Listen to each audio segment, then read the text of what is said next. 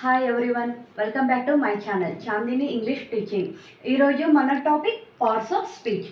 Previous వీడియోలో మీకు basic grammar అంటే ఏంటి అని నేర్పించాను, అలాగే ఓవెల్స్ అండ్ కాన్సనెంట్స్ గురించి కూడా చెప్పాను. సో ఈరోజు మనం పార్ట్స్ ఆఫ్ స్పీచ్ గురించి తెలుసుకుందాము. పార్ట్స్ ఆఫ్ స్పీచ్ అంటే ఏంటి అంటే మనం ఏదైతే మాట్లాడుతామో భాషణమో అందులో కొన్ని కొన్ని స్పీచ్లో ఈ పార్ట్స్ అన్ని డివైడ్ చేశారు. సో దాన్నే పార్ట్స్ ఆఫ్ స్పీచ్ అని అంటారు. ఎన్ని పార్ట్స్ ఆఫ్ స్పీచ్ డివైడ్ చేశారంటే 8 చేశారు. అవి ఏంటి అనేది చూసేద్దాం. Okay, first point noun.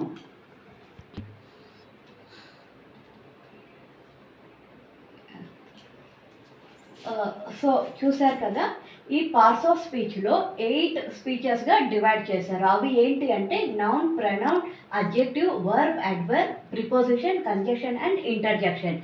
So ఇవి ఏంటి అనేది నేను చాలా సింపుల్గా మీనింగ్ చెప్తాను, అలాగే చాలా సింపుల్ ఎగ్జాంపుల్స్ కూడా ఇస్తాను. చాలా క్లియర్గా అర్థమవుతుంది.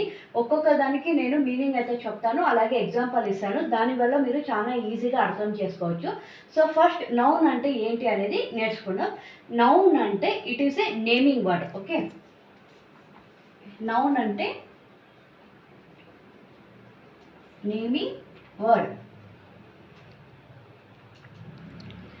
సో నేమింగ్ వర్డ్ అంటే మనం ఒక వస్తువుకి కానీ ఒక వ్యక్తికి కానీ ఏదైతే మనం పేరు పెడతాం కదా, నేమ్, దాన్ని నేమింగ్ వర్డ్ అంటారు. Example, name of the person, name of the place, name of the thing. ఒక పర్సన్కి మనము రవి అని పేరు పెడతాము, ఒక అమ్మాయికి రాధా అని కూడా నేమ్ పెడతాము. అలాగే ఒక ప్లేస్కి ఇండియా, ఢిల్లీ, అదే ఒక thing, pen, pencil, chocolate, ice cream, ఇలా పర్టిక్యులర్ ఒక ఐటమ్స్కి మనం ఏదైతే నేమ్ పెడతామో సో దాన్ని నౌన్ అంటారు. దానికి డెఫినేషన్ని సింపుల్గా అయితే నేమింగ్ వర్డ్. ఏ ఒక వస్తువుకి మనం ఏదైతే పేరు ఇస్తామో దాన్ని నేమింగ్ వర్డ్ అని అంటారు. ఎగ్జాంపుల్ అయితే నేమ్ ఆఫ్ ద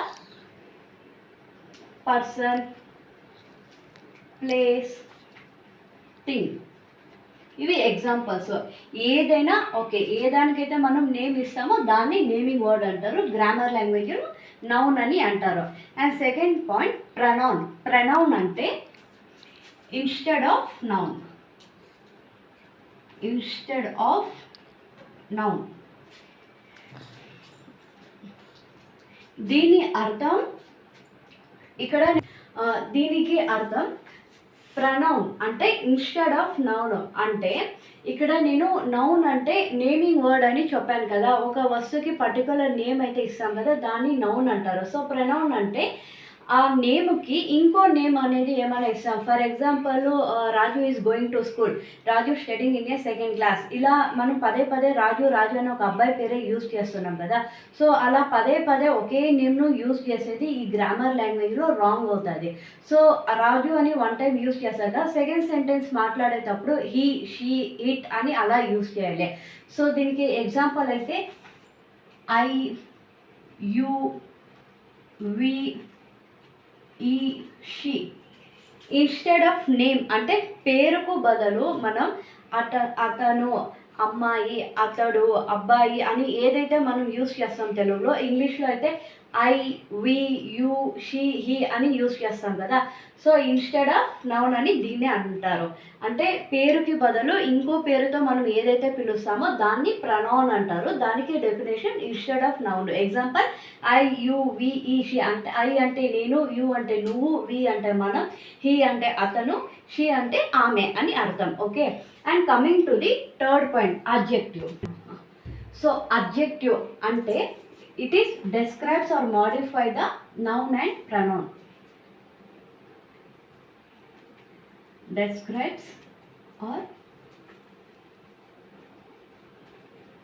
modify. దీని అర్థం ఏంటి అంటే ఇక్కడ నౌన్ అంటే నేమింగ్ వర్డ్, ప్రనౌన్ అంటే instead of noun. But adjective ఏం చేస్తుందంటే దీని గుణం అనేది తెలుపిస్తుంది మనకి. ఒక గుణం అంటే డెస్క్రైబ్స్ ఆర్ మోడిఫై అంటే ఒక వ్యక్తికి కానీ ఒక వస్తువుకి కానీ దాని గుణం ఏంటి అని తెలిపేదే ఈ అడ్జెక్టివ్ వర్క్. సో దాన్ని డెఫినేషన్ అయితే డెస్క్రైబ్స్ ఆర్ మోడిఫై. దీనికి example,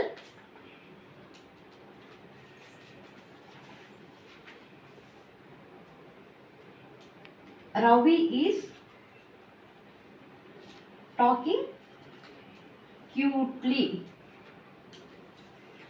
example, Ravi is talking cutely. ఇక్కడ రవి అనే అబ్బాయి నౌన్ అవుతుంది.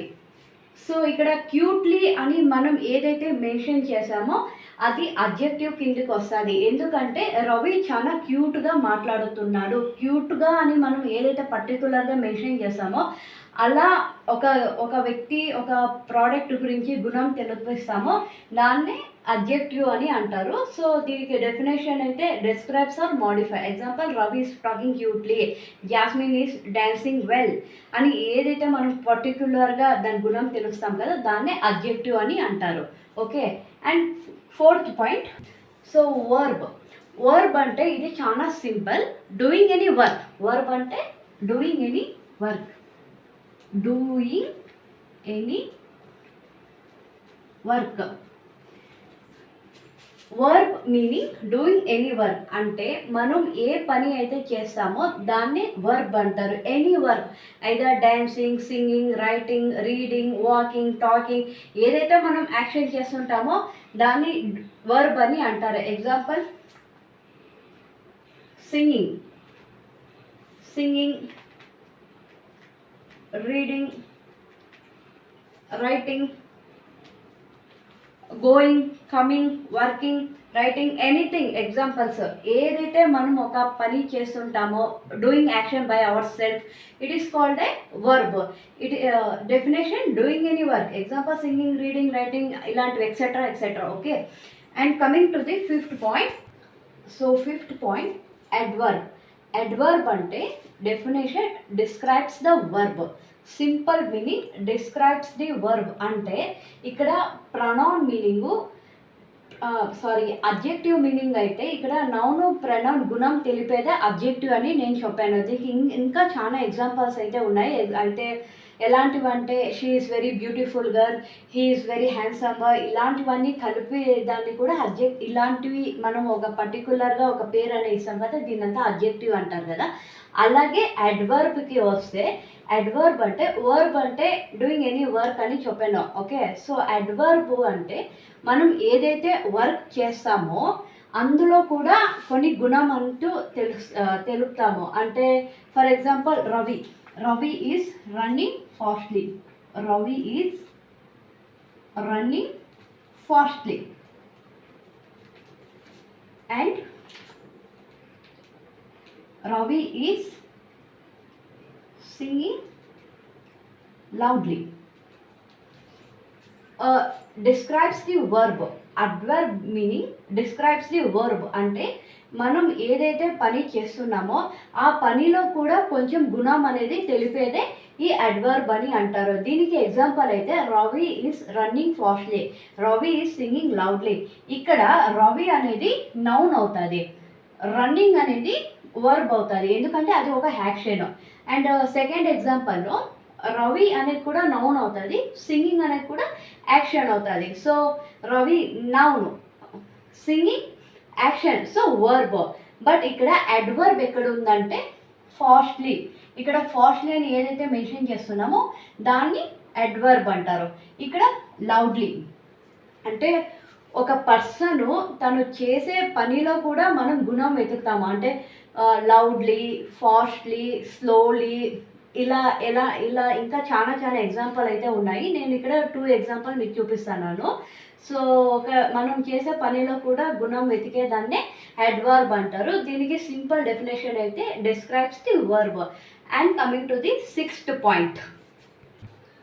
So preposition definition, it shows relationship between word and sentence. దీని అర్థం ఒక వర్డ్కి ఒక సెంటెన్స్ మధ్య రిలేషన్షిప్ని ఏర్పాటు చేసేదాన్నే ప్రిపోజిషన్ అని అంటారు.